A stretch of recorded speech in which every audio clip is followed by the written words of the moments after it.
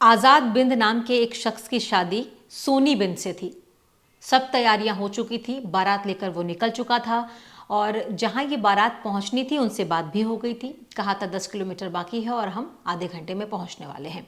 उधर तैयारियां जोरों से चल रही थी और इधर गाड़ियों का काफिला बारात में जा रहा था। कुछ बाराती पहुंच चुके थे। दूल्हे की जो गाड़ी है वो थोड़ी लेट हो गई थी और इसीलिए उस काफिले में सिर्फ 3 लोग थे और बाकी जो 150 बाराती हैं वो आगे जा चुके थे।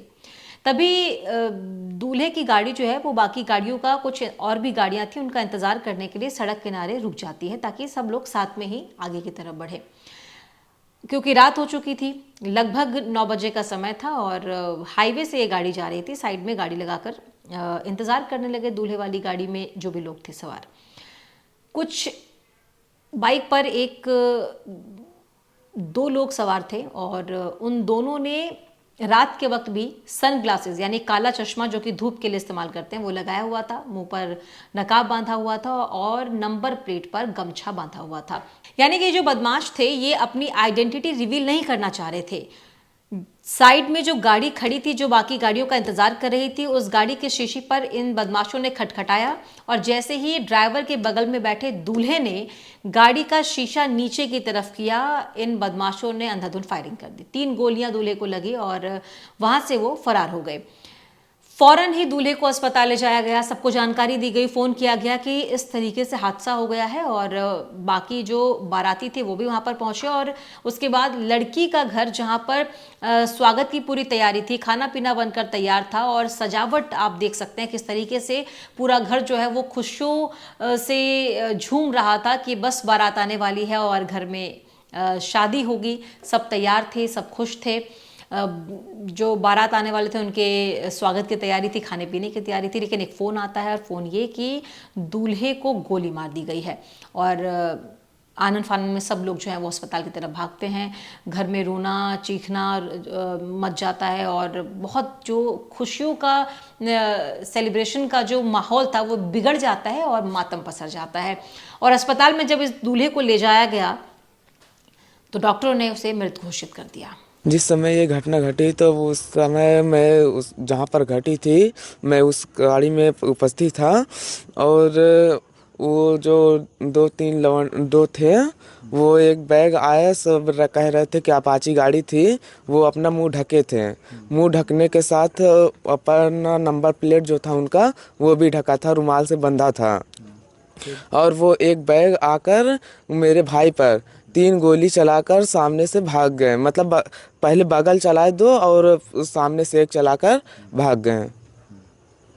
तो गाड़ी चल रही थी, क्या समझ में आप लोग को आया उस टाइम जब ये हमला हुआ? तो जब गाड़ी चल रही थी तो उस जैसे ही मारे तैसे वो तो भाग गए।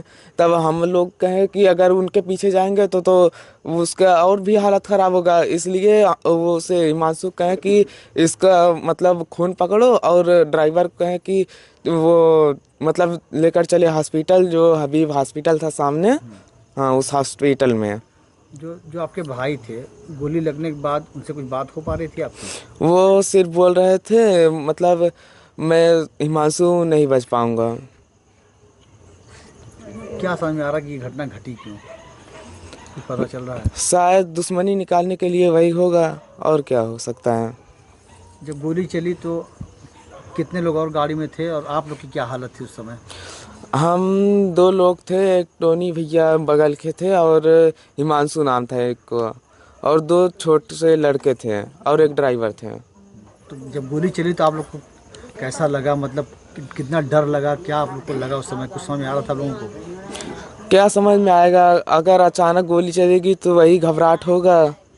बस जो जिसे घायल है उसे हॉस्पिटल पहुंचाओ या फिर जल्दी उसे पकड़ो या जो मार के गया है। जो लोग थे बाइक से, क्या आप उनको कुछ पहचान पा रहे थे या एकदम अनजान थे? नहीं, उन्हें नहीं जानते थे हम। एक बारात जो घर से निकली थी दुल्हन के पास जाने के लिए, दोनों तरफ तैयारियां थी, खुशी का माहौल था, वो बिल्कुल मातम में बदल गया। लेकिन जैसे ही डॉक्टर्स ने बोला कि दूल्हे की मौत हो गई है। उसके बाद पुलिस वहाँ पहुंची। पुलिस ने पूरे मामले को अपनी तरह से इन्वेस्टिगेशन जो है वो शुरू कर दिया और दुल्हन से भी पूछताछ की गई। तो दुल्हन ने कुछ नाम बताए और बताया कि इन नाम पर जो है उन्हें शक है। और साथ ही दूल्हे के परिवार से भी जब बात की गई तो कुछ नाम जो है वो सामने आए। दुल्हन का जो भाई था, ममेरा भाई, उसे ये रिश्ता कबूल नहीं था और इस भाई ने कई बार सोनी को यानी दुल्हन को भी बोला था कि वो इस रिश्ते से पीछे हट जाए, लेकिन वो नहीं मानी और जैसे तैसे परिवार को मनाकर इस शादी के लिए उन्हें राज़ी कर लिया। लेकिन शादी से 2 दिन पहले वो वहाँ पर आया भी था और शादी में शामिल होने के बहाने जो है वो सारी जानकारियाँ ले रहा था कि कब कौन कैसे कहाँ निकलेगा, कैसे जाएगा, दूल्हा किस गाड़ी में जाएगा, और पूरी प्लानिंग के साथ जो है दूल्हे को गोली मार दी गई। अब जो लड़के के परिवार वाले हैं वो ये बोल रहे हैं कि उन्हें पहले भी आशंका थी, शक थी, क्योंकि इससे 3 साल पहले भी ऐसा ही कुछ हुआ था जब दूल्हा जो है वो और उसके पिता को बदमाशों ने बहुत बुरी तरीके से मारा था। दोनों हाथ पैर तोड़ दिए थे। तब पुलिस कंप्लेन किया था, लेकिन पुलिस ने कुछ खास ध्यान नहीं दिया और सख्त एक्शन नहीं लिया, जिसकी वजह से फिर से इस तरह की घटना हुई है। इस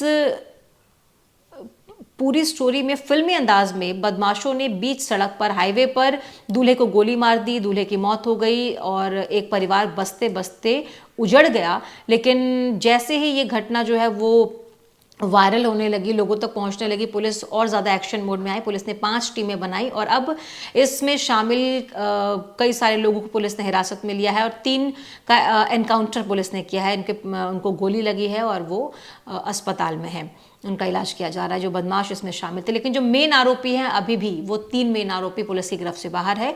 बाकी जो इसमें लोग शामिल थे, जिन्होंने इन बदमाशों को शरण दी थी, उनको भी पुलिस ने जो है अपनी हिरासत में लिया है।